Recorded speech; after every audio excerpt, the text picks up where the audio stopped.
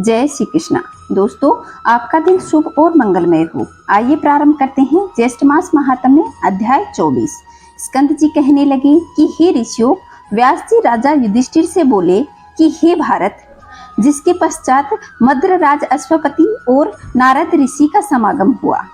कथा के योग से राजसभा में नारद जी बैठे थे। इसी समय राजकन्या सावित्री मंत्रियों के साथ समस्त तीर्थ आश्रमों में जाकर पुनः अपने घर वापस आ गई। नारद ऋषि के साथ अपने पिता को स्थित देखकर सावित्री जी ने दोनों के चरण छूकर नमस्कार किया। नारद जी ने राजा से कहा कि हे नृप, तेरी यह कन्या कहाँ गई थी और कहाँ से आई है, और आप इसका विवाह क्यों नहीं करते? राजा अश्वपति बोले कि हे देवर्षि नारद, मैंने इसको इसी काम के लिए भेजा था, वही कार्य यह करके आई है, सो आप इसके उस कार्य को सुनिए। इसने जिस पति को वरा है, जब पिता ने विस्तार पूर्वक कहने के लिए कहा, तब वह देव कन्या वचन का अवलंबन कर बोली। सावित्री बोली कि साल्व देश के धर्मात्मा द्युम्नसेन नाम वाला क्षत्रिय राजा हुआ। वह राजा देववश अंधा हो गया। उस बाल पुत्र से युक्त नेत्रहीन बुद्धिमान उस राजा द्युम्नसेन ने राज्य को छिद्र मिलाने पर पूर्व के वैरी उसके देश के समीपवर्ती राजा ने उसे ग्रहण कर लिया और उस पर शासन करने लगा। तब वह द्युम्नसेन अपने बाल पुत्र और स्त्री सहित वन को चला गया और वह महावर्ती बड़े वन में जाकर तप करने लगा।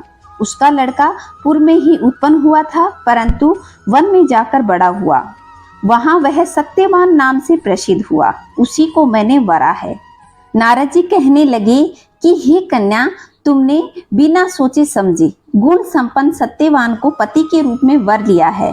इस बालक के पिता और माता सदैव ही सत्य बोलते हैं, अतः ब्राह्मणों ने इसका नाम सत्यवान रखा। इस बालक को अश्व अति प्रिय हैं और यह अश्व के चित्र बनाता है और मिट्टी के अश्व बनाता है, इसलिए इसका नाम चित्राश्व भी है। राजा अश्वपति बोले कि हे नारद जी, वह पितृवत्सल राजपुत्र सत्यवान इस समय तेजस्वी, बुद्धिमान और शूरवीर भी है क्या?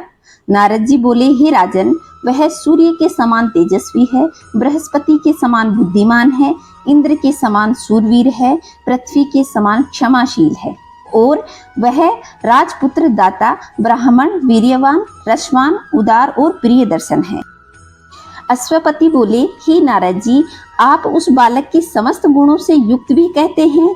यदि उसमें कोई दोष हो तो आप मुझसे कहिए।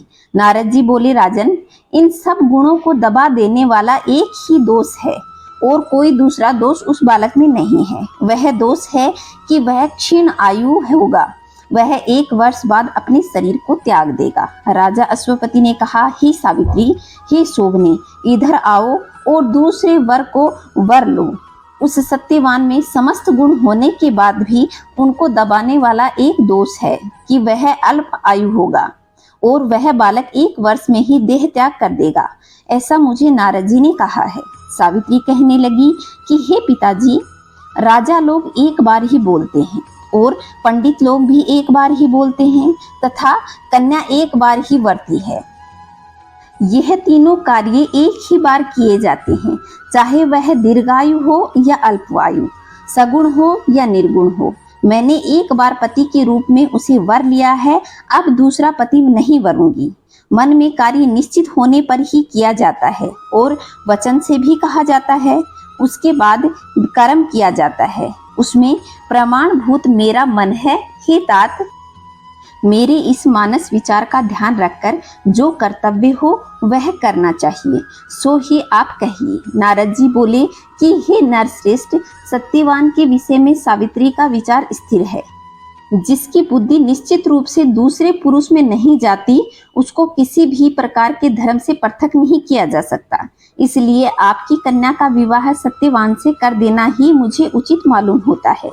राजा अश्वपति कहने लगे कि हे नारद जी, मैंने बिना विचार किए ही यह वचन कहे हैं और अब मैं आपके सत्य वचन को ही करूंगा, क्योंकि आप मेरे गुरु हैं। नारद जी बोले कि हे राजन, आपकी पुत्री का विवाह संबंध विघ्न रहित हो।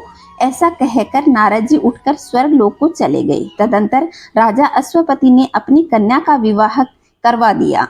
तो दोस्तों अब आगे के महात्म्य में जानेंगे कि सावित्री और सत्यवान का किस तरह मिलन होता है। सत्यवान अगर 1 वर्ष बाद अपने प्राणों को त्याग कर देंगे तो फिर सावित्री का अगला कदम क्या होगा, वह किस तरह सत्यवान को बचा करके यमदूतों से वापस लेकर आएगी, अगले महात्म्य में जानेंगे। इसलिए आप इस चैनल से जुड़े रहिए और चैनल पे पहली बार आए हैं तो चैनल को सब्सक्राइब जरूर कर लीजिएगा। खुश रहें, मस्त रहें, चारों तरफ स्वच्छता बनाए रखें। कमेंट में जय श्री नारायण लिखना ना भूलिएगा। जय श्री नारायण दोस्तों।